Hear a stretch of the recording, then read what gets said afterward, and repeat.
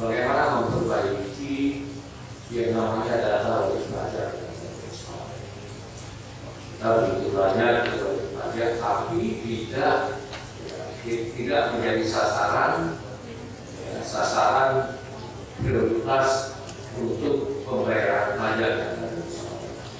Makanya beberapa waktu yang lalu juga dari Lapiman di videonya itu baru satu-satunya itu daerah kabupaten kota yang Aceh itu yang secara bersamaan saya minta itu kantor perwakilan itu Kementerian Keuangan mulai dari kantor pajak, KPKN, KPKNL, Bea Cukai itu untuk duduk bersama Pak, menyampaikan itu materi terkait dengan masalah keuangan mulai dari pajak sampai dengan Bea Cukai itu supaya opini ada terus mau.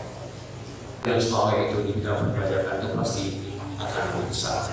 Dan tentunya saya berharap dengan pajak yang lebih besar, DPH yang diterima oleh Blok Semayang itu akan semakin besar. Yang akhirnya akan menstimulir itu pembangunan yang ada di Semayang. Bukan untuk saya sebagai wali kota, tapi untuk masyarakat yang ada di Semayang.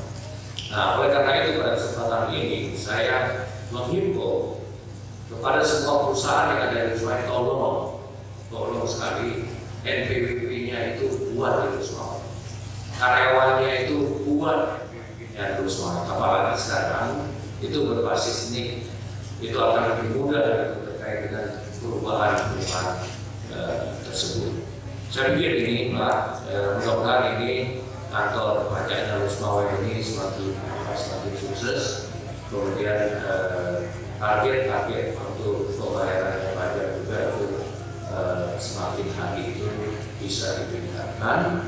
Kemudian yang pada akhirnya tentunya ini akan berpengaruh pada pendapatan negara, termasuk juga pendapatan daerah. Di pada bagian akhir ini tentu mengharapkan sekali ya kepada yang pertama yang dapat menghargai hari ini dapat mempertahankan itu prestasinya pada tahun mendatang. Artinya ya pajak yang dibayarkan nanti tahun mendatang kalau bisa lebih meningkat dibandingkan dengan ini, karena apa? Pendapatannya juga kita doakan juga meningkat. Ya. Kemudian yang kedua, saya pikir ini kita potensi pajaknya begitu besar ini Pak di Rosbawa ini. Ini yang harus kita garap ini bersama. Terobosan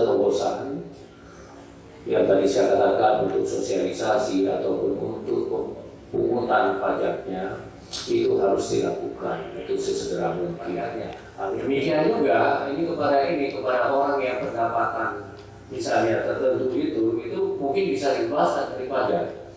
Saya dulu waktu mahasiswa ya ngambil master itu terus sekali itu kerja part time itu ketika akhir tahun itu kita itu pendapatan kita di bawah $7.000 itu apa yang sudah kita bayar pajaknya itu kan kita setiap dapat gaji itu bayar pajak itu kembalikan lagi kepada kita.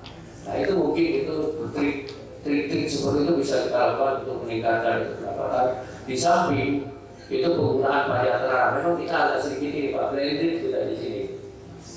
Kalau di luar negeri itu ketika itu kita bayar pajak misalnya di daerah, jadi itu langsung di state. Pajak kamu nanti kami akan bayar, kami akan buat jalan sebanyak kilometer gitu. Atau buat pasar ini. Tapi kita karena blended ini agak susah ya kita untuk men-state bahwa misalnya pajak yang ada di Kusum itu adalah pajak yang Bapak bayarkan itu tahun 2018 yang lalu. Itu agak susah. Tapi ini mungkin nanti ke depan perlu kita cari itu trik-trik demikian. Saya pikir itu statement kami.